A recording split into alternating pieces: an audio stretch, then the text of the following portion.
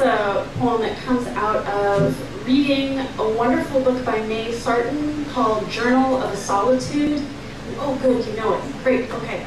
If anybody doesn't know it, go check it out in the library now, or form a queue. There may not be enough copies. It's a book written while May Sarton was spending an extended time living alone in this wonderful farmhouse and doing a lot of gardening and making great remarks about all the little creatures who inhabit the yard and come to eat the garden she's trying to grow. But she's also spending a lot of time thinking about the pleasures of the life as a single independent person versus what the pleasures of a married life with children might be. And she does this in a way that's very soulful and also very, very acerbic and black-humored. And I find that combination very pleasing. And I happened to be reading this book right when Dorje and I had just gotten engaged, which was very interesting because if you have been engaged, then you know that it plunges you into this social twilight zone where people you've known all your life say things that you never thought would come out of their mouths, and people whose politics you thought you knew suddenly make pronouncements about gender or marriage that just blow your mind, and suddenly shopkeepers and tailors treat you in this special and very strange way. Many magical things that are good also happen when you get engaged, obviously. But socially, in terms of the socio-cultural moment that you're in, it's just bizarre. So this poem collages together. It's mostly my text, but I do collage in a couple of lines from May Sarton's journal, from Rilke, from Dickinson, and from this awesome organic gardening book called Eat More Dirt, which I also highly recommend.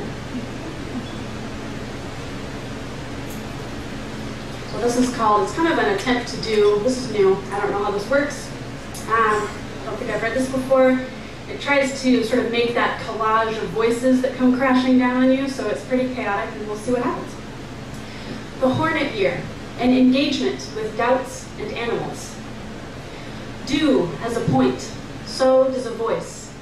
A quiver at the edge of fiancé, a windswept hayfield live with blinded sparrows. Old shrills, what can you tell of bifurcated form? Tatting your nests of home-permed curls, you stow your garters to attend the triple beards of your bearded irises. You chide your old hermaphroditic goats. Under your eaves, the queen wasps choose the ratio of female eggs to others. The usual order, more girls. Unlike the wasplets' mandibles, propriety presents itself as teeth. My husband, women say, dropped knee, cue the harpies. A crush of voices presses on the tongue.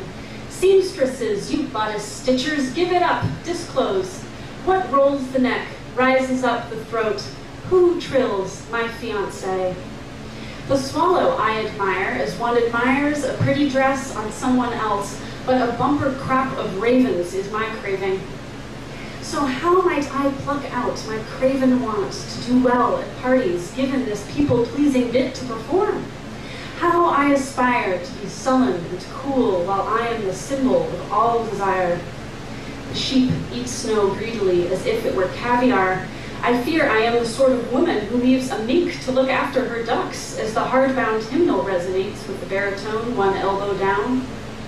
Two sails sing in a steadfast wind. They tack toward the famous bridge where the guy wires harmonize.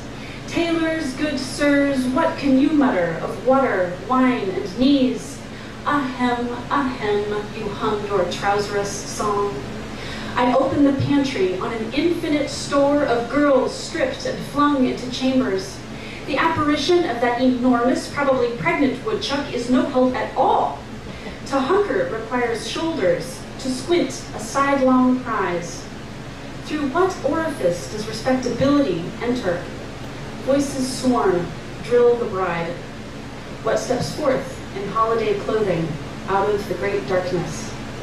The baby woodchucks are devouring the garden, but they are so happy. How can I kill them?